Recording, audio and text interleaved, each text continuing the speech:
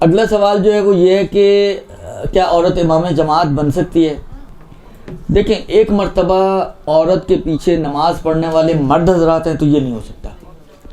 عورت مردوں کے لیے امام جماعت نہیں بن سکتی.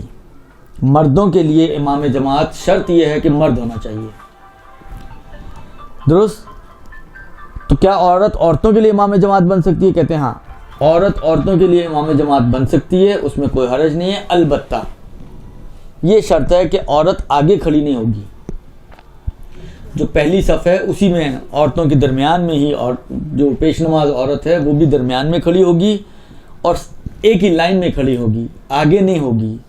تو اس میں کوئی حرج نہیں ہے. پھر عورت اگر اس کے اندر باقی شرائط موجود ہے تو جماعت عورتوں کو پڑھا سکتی ہے.